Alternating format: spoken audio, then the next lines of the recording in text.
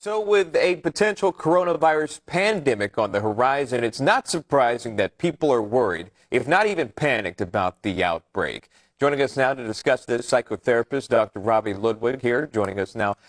Good to see you. Thanks for coming on here. Good to be here. Thanks for having me. Of course, I want to jump in. The CDC is warning Americans of the potential spread of the virus. A lot of us are fearful. You see these headlines, and they're really everywhere. How do you contain and say? Because there is a fine line between overreacting and being prepared.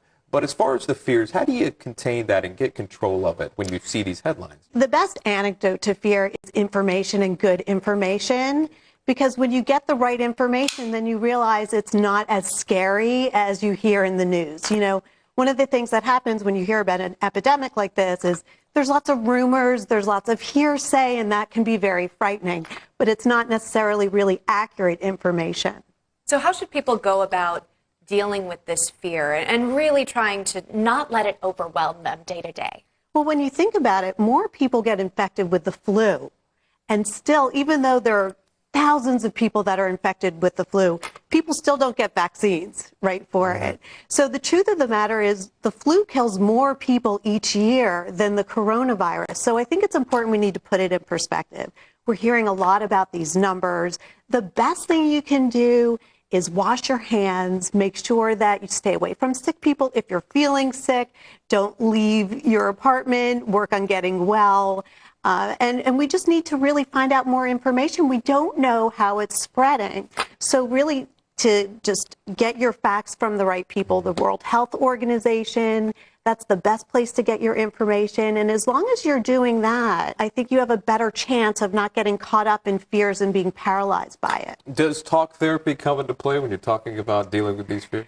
Well, certainly I have patients that are mentioning it, and there have been travel bans for some of my patients. It's not taking over all sessions yet, so I think that's a good thing, but we don't have so many cases in the United States yet. And the truth of the matter is the coronavirus does not kill all, so I think that there's this feeling that if someone gets it, they're going to end up dead.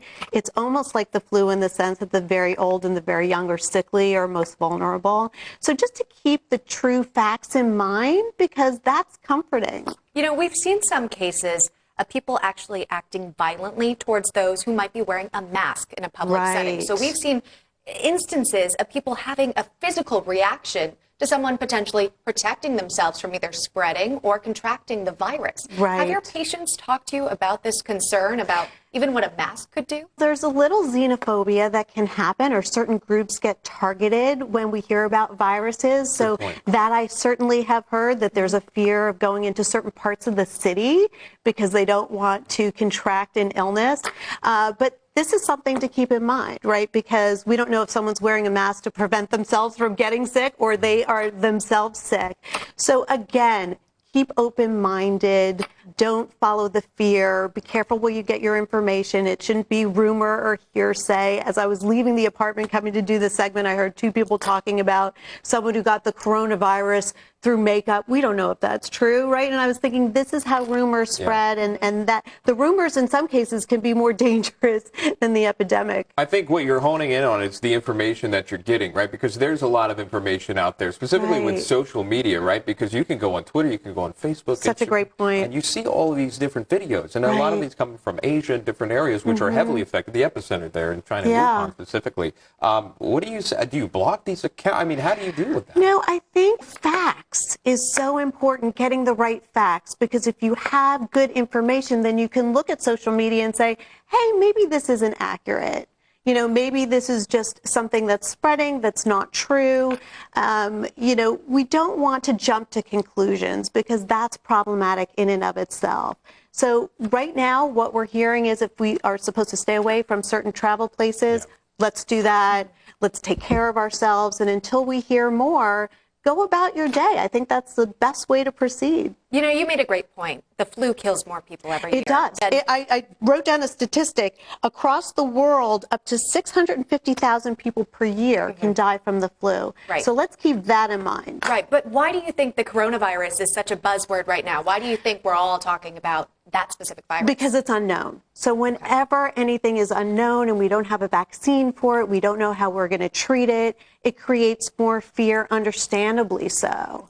And we know that we can get a vaccine for the flu, and the flu we hear about all the time, so it feels less scary, even though it can be deadly. Is there anything you want to add? No, I think we're all good. We all seem healthy here, right? We are. Look, let's hope that we find a vaccine soon. I think that's true. I think, again, like I just want to hone in as much as we can say, there are no deaths in America right now. Let's just remember that. And you don't necessarily die from the coronavirus, so that's important to keep in mind, too. And the majority of the numbers here, that's from the Princess cruise ship, those folks that were quarantined off that ship, that's huge right there. So we will continue to monitor. We don't take it lightly, but remember the facts, and that was a great point. That's psychotherapist Dr. Robi Ludwig. Thanks so much for coming on.